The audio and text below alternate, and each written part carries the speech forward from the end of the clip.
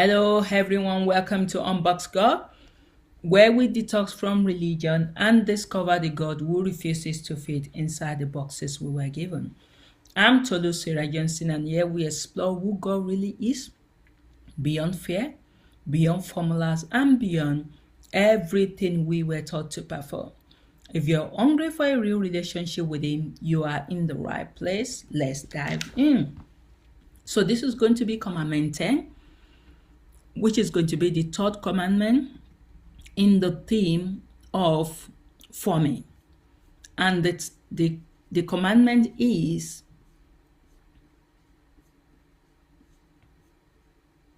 don't swear an oath.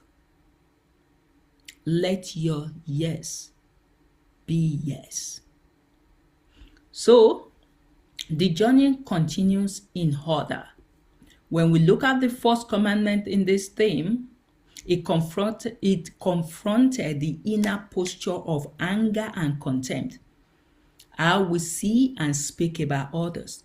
Then we move on to commandment 9, confronting the inner gaze, what we allow our eyes and imagination to dwell on. So this next commandment is about what we speak. Yes, because what you say says a lot about who you are. And this is why Commandment 10 still belongs in forming. Not because it's about religious speech, but because it exposes something deeper. Do you live with integrity, or do you use words to control outcomes? Do you speak truth simply, or do you add spiritual weight to compensate for unreliable character? Jesus is not just shaping behavior here. He's shaping the kind of person you are becoming. So let's look at the word Jesus. Let's look at the Bible verse for this commandment, which is Matthew 5, verse 33 to 37. Again, you have heard that it was said to the people long ago, do not break your oath, but fulfill. Do not break your oath, but fulfill to the Lord the vows you have made. But I tell you, do not swear an oath at all, either by heaven, for it is God's throne, or by the earth, for it is his footstool, or by Jerusalem, for it is the city of the great king. And do not swear by your head, for you cannot make even one ear white or black. All you need to say is simply yes or no. Anything beyond this comes from the evil one. So, our words, our yea, needs to be a yea. This is what this parable is about. This is not Jesus telling you to avoid responsibility. It is Jesus calling you into clean speech. Speech that doesn't manipulate, exaggerate, or perform. And why Jesus says don't swear? In Jesus' day, people used oath constantly. Not because they were holy, but because trust was weak. Oath became a way to sound trustworthy. And when trustworthiness wasn't consistent, so people would say, I swear by heaven, I swear by Jerusalem, I swear on my life, I swear on my mother, which people still say that today. And Jesus is saying, stop using dramatic language to prop up unreliable integrity. If your yes can be trusted, adding I swear doesn't fix the problem. It just disguises it.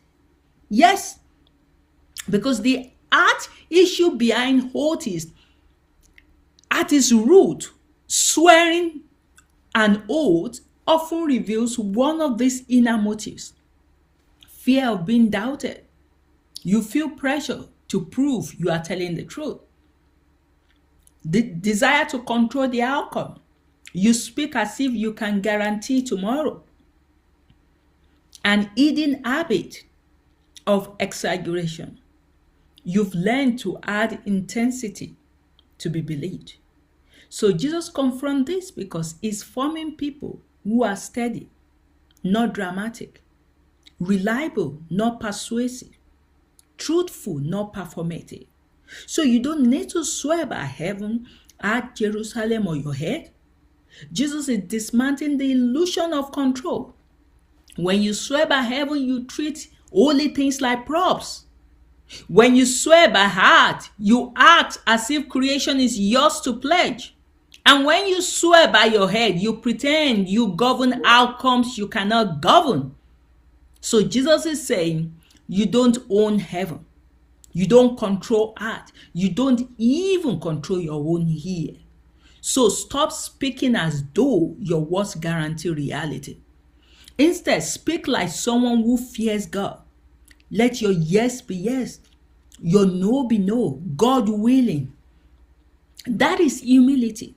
That is integrity. And that is truth without theater. And that's what God wants from us. That's what Jesus wants from you. Let's look at the analogy, the contracted mouth. Picture a person who constantly adds, I swear to everything. It's like a business that has to put trust me in bold letters on every page. Why? Because trust is not felt. If integrity is present, it doesn't need decoration. A truly reliable person is like a solid table.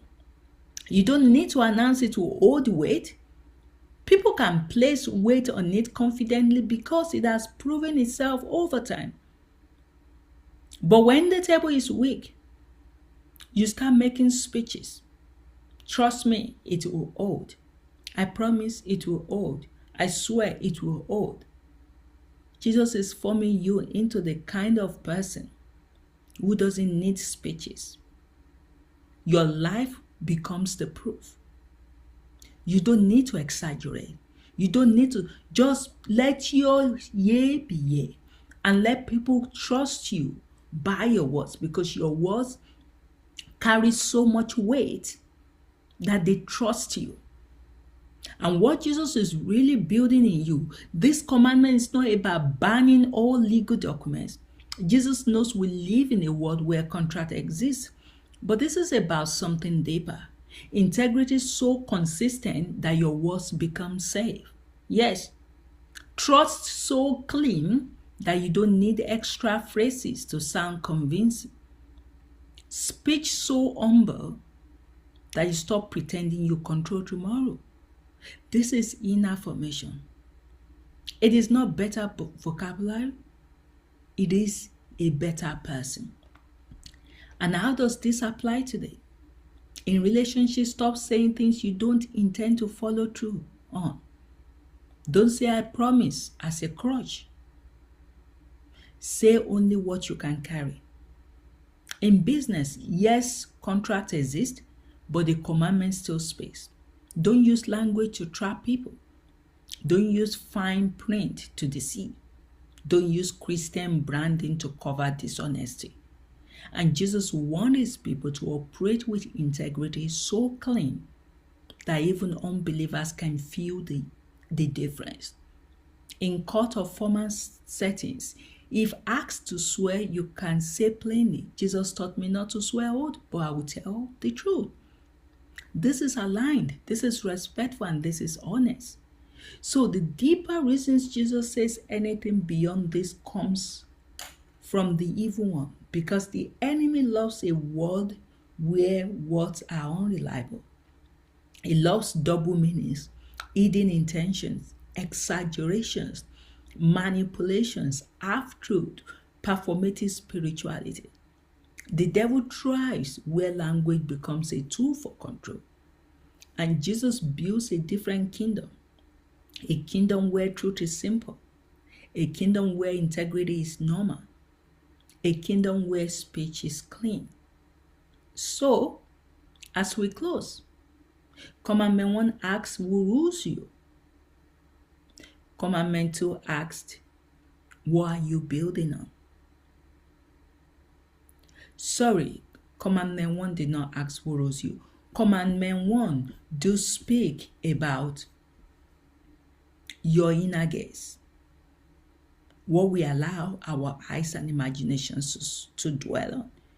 And Commandment 2 confronted inner integrity, whether our words are clean, honest, and trustworthy. So this last commandment is asking you, can your life be trusted? Because once Jesus becomes Lord, your words must stop being a performance and become an extension of your character.